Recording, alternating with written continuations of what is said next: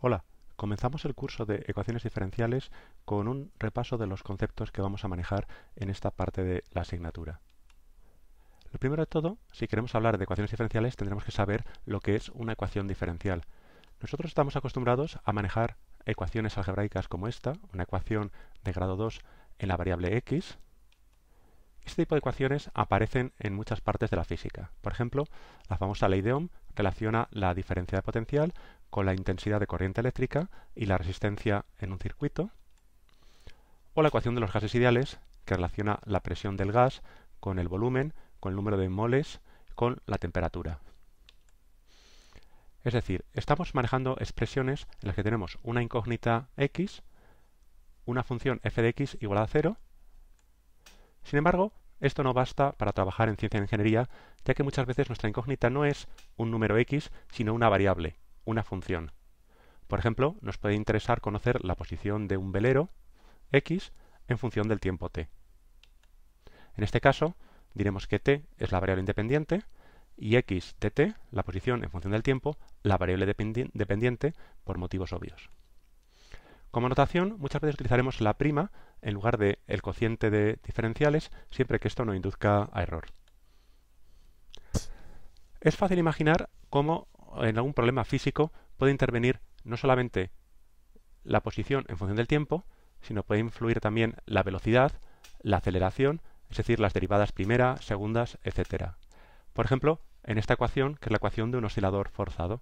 Aquí tenemos un muelle, un oscilador de masa m, con su aceleración, un término de rozamiento proporcional a la velocidad, un término proporcional a la posición con el coeficiente, que es la constante de elongación del muelle, y forzado con una fuerza sinusoidal. Es un ejemplo en la que tendremos combinada la posición, la velocidad y la aceleración. Es decir, esta ecuación va más allá del modelo función de una variable igual a 0, ya que tenemos una función del tiempo t, de la variable dependiente x y de sus derivadas primera y segunda. Es un tipo de ecuación distinta a la que hemos manejado con anterioridad. En lo sucesivo, como esta notación es bastante larga y tediosa, omitiremos la dependencia en t y escribimos simplemente x, x', x segunda, siempre que esto no dé lugar a confusión. Por tanto, siguiendo este modelo, una ecuación diferencial es una función igualada a 0 de la variable independiente de la variable dependiente y sus derivadas hasta un determinado orden que puede ser n. N es el orden más alto de las derivadas que aparecen en esta expresión. Diremos que entonces que la ecuación es una ecuación diferencial ordinaria de orden n. En física, como en el ejemplo anterior, normalmente la derivada más alta que aparece es la aceleración, la derivada segunda, por lo cual el orden más común es el orden 2. Como por ejemplo en la ecuación que veíamos anteriormente para el oscilador forzado, el que aparecía derivada segunda, primera y la función. Sin embargo, aparecen otro tipo de ecuaciones, por ejemplo, la ley de desintegración radiactiva, que relaciona la variación de la cantidad de un material radiactivo M, que depende de T, porque como sabemos los materiales radiactivos tienden a desintegrarse. Entonces la masa varía. ¿Cómo varía? ¿Cuál es la velocidad con la cual se desintegra el material radiactivo? Pues es proporcional a la cantidad de material que tenemos con un coeficiente que es precisamente el inverso de la vida media del material radiactivo. Aquí vemos que es una ecuación diferencial porque aparece la derivada de m, pero aparece solo la derivada primera.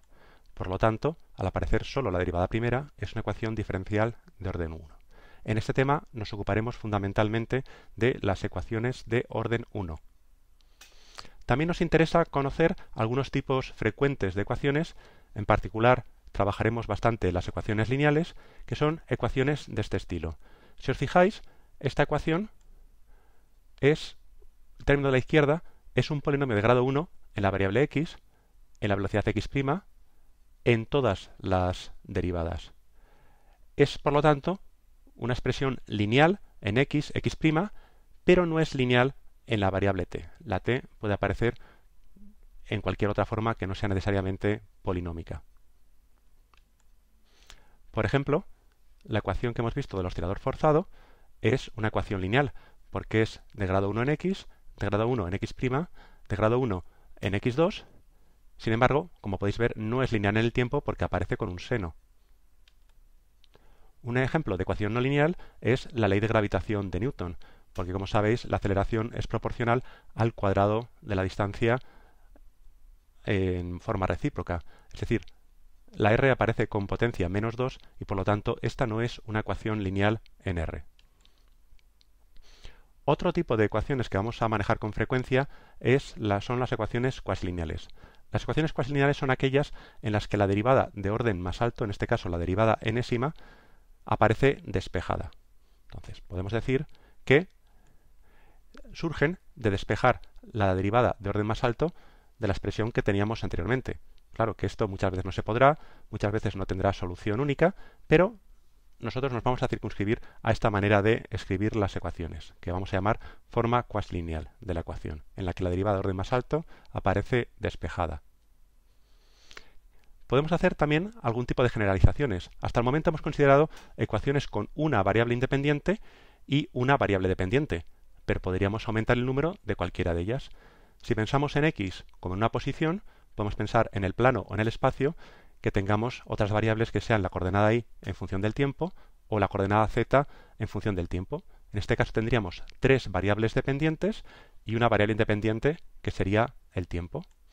El ejemplo sería, por ejemplo, la ley de Newton tridimensional, masa por aceleración igual a la fuerza, que cuando la desglosamos en coordenadas tendríamos una ecuación para la coordenada x de la aceleración, otra ecuación para la coordenada y de la aceleración y otra ecuación para la coordenada z de la aceleración. Es decir, tendríamos un sistema de tres ecuaciones diferenciales con tres variables dependientes, x y t, pero una sola variable independiente que es el tiempo. Al revés, lo que podríamos tener podría ser varias variables independientes. Una función puede depender del tiempo, pero depender también de la posición o de varias coordenadas espaciales. Tendríamos una función que dependería no de una variable, sino de varias. Por ejemplo, pensar la temperatura en una varilla puede depender de la posición a lo largo de esa varilla y del instante de tiempo que estemos considerando. Esto complica bastante las cosas porque ya no tenemos una derivada, sino tenemos varias derivadas parciales. En este caso, que tenemos dos variables, las derivadas primeras serán dos, la derivada con respecto a x, utilizaremos esta notación, y la derivada con respecto a t. Si vamos a derivadas segundas, tendremos la derivada segunda con respecto a x dos veces, la derivada segunda con respecto a t dos veces, y luego las derivadas con respecto a x y con respecto a t, y la derivada con respecto a t con respecto a x, que por la ley de Schwarz son iguales siempre que la función sea suficientemente derivable. Entonces tenemos tres derivadas segundas. Por lo tanto, la forma más general de una ecuación de derivadas parciales se complica bastante, porque la función igualada a cero podrá depender de las, en este caso, dos variables independientes, de la variable dependiente u, de las derivadas primeras, de las tres derivadas segundas, etcétera, etcétera. Pero de esto nos ocuparemos en la segunda parte del curso. Un ejemplo es la ecuación de ondas, la ecuación que rige cómo se comporta una perturbación en una cuerda tensa. U sería la deformación de esa cuerda, que dependerá del tiempo y de la posición a lo de la cuerda, ya que aparece la velocidad del sonido. Esta es una ecuación de orden 2 porque aparecen como mucho derivadas segundas. O la ecuación del calor, que rige la temperatura a lo largo de una varilla. La temperatura en la varilla, como decía anteriormente, puede depender del tiempo y de la posición a lo de la varilla, y esta a su vez es una ecuación también de orden 2, porque la derivada más alta que aparece es segunda. O una ecuación que ya os habréis encontrado en física, que es la ecuación de Laplace para un potencial, para un campo conservativo, en la que aparecen la suma de las derivadas segundas con respecto a las variables x y z, que también es una ecuación en derivadas parciales de orden 2. Para terminar, podemos complicar la cosa aún más utilizando varias variables independientes y varias variables dependientes. Por ejemplo, las ecuaciones de Maxwell para un campo eléctrico, que depende del tiempo y las tres variables espaciales, y para el campo magnético, que depende del tiempo y las mismas tres variables espaciales, las tres coordenadas. Pero sobre este tipo de sistemas no hablaremos nada en este curso.